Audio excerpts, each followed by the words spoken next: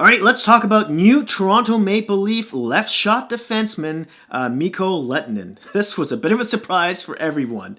Now he's 26 years old. He'll be 27 in January. He's 6 foot, 195 pounds. He had 17 goals and 49 points for Jokerit of the KHL this season. It's important to note that he can't play for the Leafs until the 2020-21 season.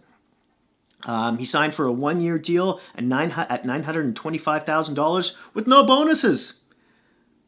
So, which is really surprising. You thought he would have, gone for a bit more money and more of an opportunity for another team, like most notably the Montreal Canadiens, New Jersey Devils, and LA Kings, who were mentioned a lot on social media as being interested in him. And with the Leafs having a plethora of left-shot defensemen already, no one saw this coming, including myself. So, but he does sort of fit the mold, doesn't he? Now, Kyle Dubas has come out in an interview for TSN saying they really liked his versatility, for starters. In NBC Sports, they interviewed the director of player personnel for Jokerit. They say that his style of play really fits Toronto. And that they compare him to Torrey Krug because he runs the power play really well. He gets pucks to the net with a really good wrist shot.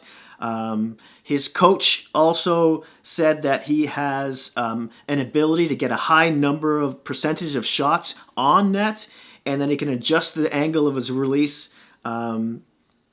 because he keeps his head up a lot when he's skating, which allows him to react to what opposing players are doing.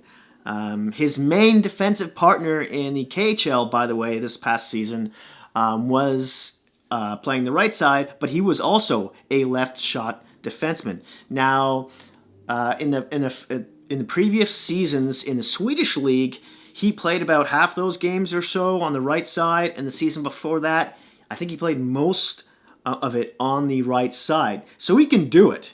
Now, he was also, besides getting 49 points this season, he was also a plus 26. Last season in the Swedish league, he had 24 points, a bit of a drop-off there. He was a plus 9. Season before that, 29 points in just over 50 games, by the way, with a plus 4. So, and it also goes to mention here that he's not just a pure offensive player who would be a liability defensively. This is coming from Dauber Prospects, by the way. He's not a defensive stud by any means, but he plays an NHL-level two-way game. He's also played in the World Juniors and the World Championships and the Olympics on the right side as well. So that's important to note. Now, when you look at the defensemen the Leafs already have playing on the left side, we've got Muzzin, Riley, who are cemented in those spots, you would think, right? And then there's Sandin, a rookie last year, who's also a left shot. Dermott. And then there's Lehtonen now, who they just signed. Not to mention Marincin, whom we hope does not play for Leafs next season. He signed, but he is a good penalty killer, by the way. And then on the right side, all they have is Justin Hall. And what we all thought would be Timothy Liljegren, a rookie of the Leafs, who had a few cups of coffee so far this season. He played all right in the bottom pairing, mostly with Sandin, his partner from the AHL. So will he make the team this year, or will he marinate yet another year in the AHL? That wouldn't necessarily be a bad thing if he's playing, upwards of 20 minutes a game, as opposed to, maybe even sitting some nights next season in Toronto. So that's something to think about. Now, Dermott has played a lot of the right side. He probably, of all the left shot D Toronto has the most aptitude to do that.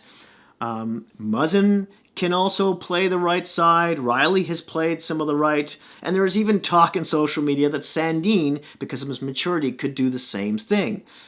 So, let's say Liljegren doesn't start with the team next season. Maybe you have Hull on the right, along with one of either Muzzin or Riley, and Dermott. So those could be your right shot defensemen. Now, there's also a possibility, of course, that they trade one of their left shot guys.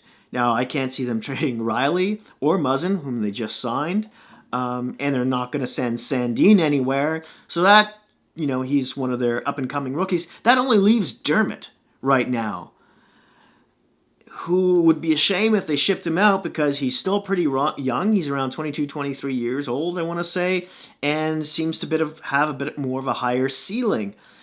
But if he were shipped out, let's say, with Andreas Janssen, or even Kasperi Kapanen, or somebody else, another one of their depth forwards, maybe they could upgrade their right side D. In any case, they seem to have one of the deepest left shot defensive sides in the league right now. So who knows what they're going to do?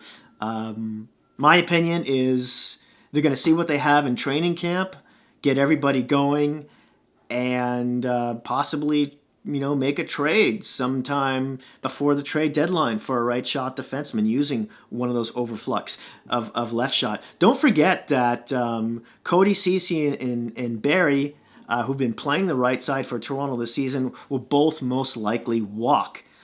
So that's where that void is going to come from, with only Justin Hull and Timothy Liljegren potentially being the only technically right shot defenseman on the team. Who knows? I mean, I know Lettinen can also play the right side, but you think they'd want to give him at least half the season to get acclimatized to the smaller rink in the NHL / North American game, to which he's never really played before. So that's something to look out for. In any case, I would love to hear what you have to say about this signing down in the comment section down below.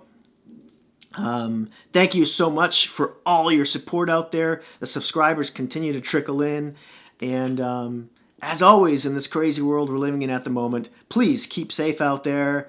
Stay inside if you can. And yeah, thanks again, and I'll see you soon.